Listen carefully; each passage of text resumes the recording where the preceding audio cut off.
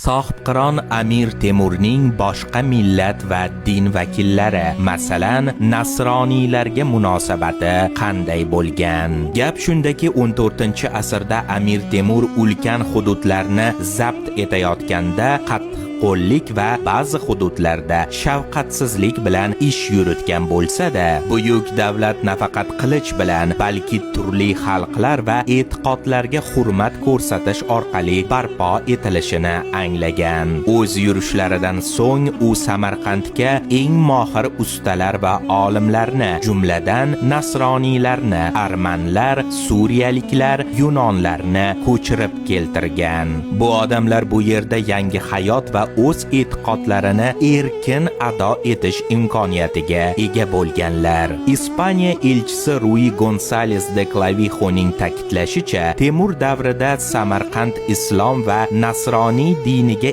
e'tiqod qiluvchilar yonma-yon yashaydigan shahar bo'lgan. Temur nasroniy jamoalariga o'z dinlarini saqlab qolish, ibodatxonalaridan foydalanish, hunarmandchilik ustaxonalari qurish va shahar rivojiga hissa qo'shish imkonini bergan.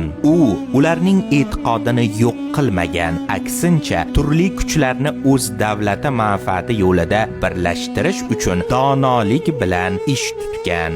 Sohibqiron Amir Temur musulmon bo'lsa-da, davlatning kuchi xilma-xillikda, barcha fuqarolarning eng yaxshi fazilatlarini hurmat qilish va ulardan foydalana bilishda ekanligini tushungan. Uning ibrati bizga boshqa dinlarga nisbatan bag'rikenglik va hurmat jamiyatni zaiflashtirmasdan, aksincha mustahkamlashini ko'rsatadi. Amir Temur donishmandligi bir-birimizni hurmat qilish orqali buyuk sivilizatsiya barpo etilishini barchamizga eslatib turadi. Tarixning boshqa unutilgan sahifalariga sayohat qilishni istasangiz, Dervish Not sahifasiga obuna bo'ling.